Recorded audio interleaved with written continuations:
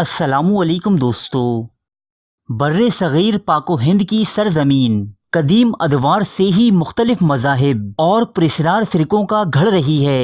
یہاں نئے نئے مذاہب جنم لیتے اور معدوم ہوتے رہتے ہیں۔ آج ہم آپ کو ہندوستان ہی میں پروان چڑھنے والے ایک مذہب تنتر، جسے تانترا مت یا تانتریزم بھی کہا جاتا ہے، کے بارے میں کچھ آگاہی دینے والے ہیں۔ یہ ایک بہت قدیم مذہب ہے جس کی شروعات کے بارے میں زیادہ معلومات دستیاب نہیں، لیکن اس مذہب کا اثر ہندوستان پر اتنا گہرا ہے کہ تانترا مت کی بہت سی رسومات اور روایات آج بھی ہندو مت اور بدھ مت میں خاصی مقبول ہیں۔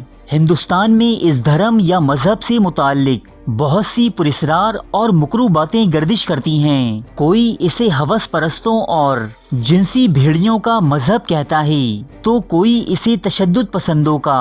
اس مذہب سے ملحقہ سادھو سرعام چرسوں گھانجا پھونکتے اور بازاروں میں جنسی عمل کرتے نظر آتے ہیں۔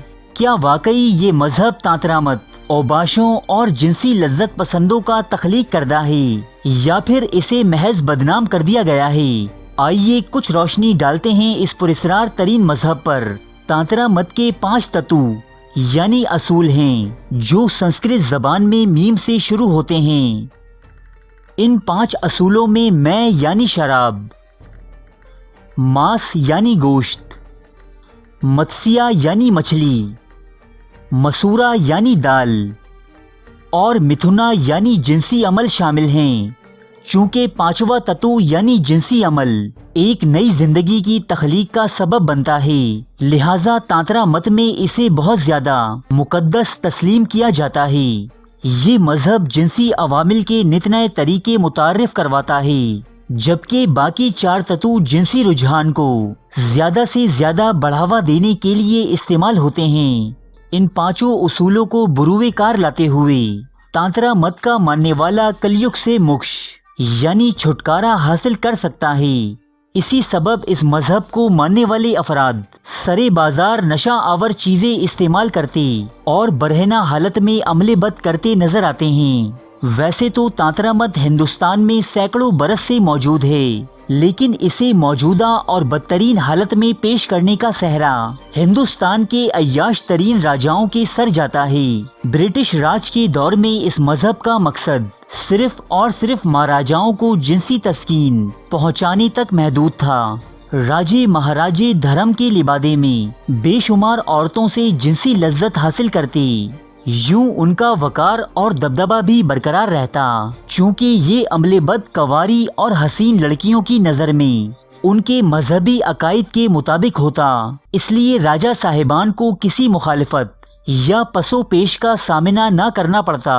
اس دھرم کو سمجھنے اور اس پر عمل کرنے کا سب سے پہلا خیال پٹیالہ کے مہاراجا بھوپندر سنگھ کے دماغ میں آیا۔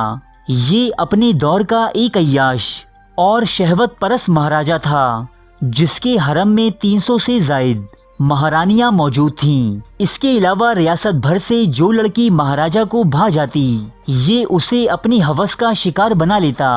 اپنی ان حرکتوں اور عیاشیوں کو اخلاقی طور پر جائز قرار دینے کے لیے مہاراجا بھوپندر سنگھ نے ایک قدیم مذہب یعنی تانترا مت کے دوبارہ احیاء کا فیصلہ کیا۔ اس مقصد کے لیے مہاراجا نے بنگال سے تعلق رکھنے والے تانترا مت کے ایک مشہور مذہبی پیشوا اور عالم پنڈت نند جہاں کو اپنی ریاست پٹیالہ بلوایا۔ اب اس پنڈت کی صدارت میں موتی باغ محل کے ایک خاص حصے میں ہفتے میں 2 بار تانترا مت کی مکروہ محافل منعقد کی جانے لگیں۔ ان محافل میں زیادہ تعداد کنواری اور حسین لڑکیوں کی شامل ہوتی، جنہیں مہاراجا کے حکم پر ریاست بھر سے ڈھونڈ کر لایا جاتا، جبکہ مردوں میں مہاراجا کے انتہائی بااعتماد لوگ شامل ہوتے۔ پنڈت نند جہاں نے محل کے اس خاص حصے میں اپنے ہاتھوں سے ریت اور گارے کی مدد سے ایک عورت کی مورتی بنائی تھی، جسے اس نے مختلف رنگوں سے سجایا اور اسے بھاری بھرکم زیورات پہنائے تھے۔ تانترا مت کی محافل میں شامل ہونے والے لوگ اس دیوی کی پوجا کرتے اور طرح طرح کے بھجن گاتے۔ یہاں خوب شراب پی اور پلائی جاتی۔ شراب پی پی کر جب یہ لوگ نشے میں چور ہو جاتے تو پھر پجاری کے حکم پر یہ تمام مجمع بے لباس ہو جاتا اور ایک دوسرے کے ساتھ فعل بد میں مصروف ہو جاتے۔ مختلف پہاڑی علاقوں اور وادیوں سے خاص طور پر اس محفل کے لیے 12 سے 16 سال کی لڑکیاں لائی جاتی، جنہیں مہاراجا اور دیگر امراء وزراء کا دل بہلانے کی تربیت دی جاتی۔ تانترا مت کی محافل میں دیوی کے قدموں میں بیل کی قربانی دی جاتی، پھر محفل میں شریک خواتین و حضرات اس کا بھنا ہوا گوشت تناول کرتے۔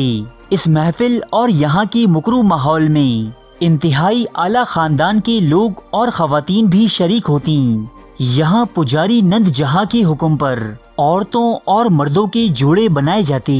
جنسی عمل کرتے وقت ان محافل میں کسی خونی رشتے یعنی بہن بھائی یا باپ بیٹی کے رشتے کی تمیز تک نہ رہتی۔ سب ہوس کی آگ میں بدمست گناہوں میں مصروف رہتے، لیکن دیوی کی خوشنودی کی خاطر انہیں یہ عمل بھی کسی کار خیر سے کم نہ لگتا۔ محفل میں شامل لوگ تمام رات اسی طرح لہو لعاب میں مصروف رہتے۔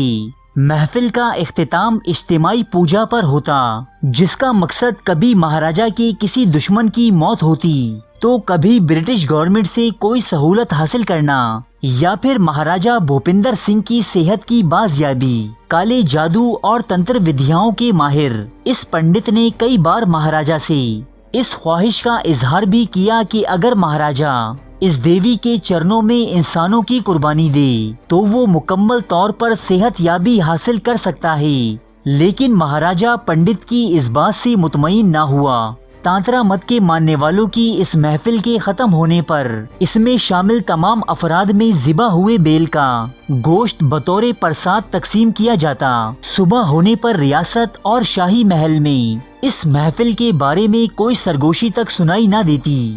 سب افراد حسب معمول اپنے اپنے کاموں میں مشغول ہو جاتے اور اس محفل میں شریک ہونے والی خواتین حسب دستور پارسائی کا مظاہرہ کرتی نظر آتی۔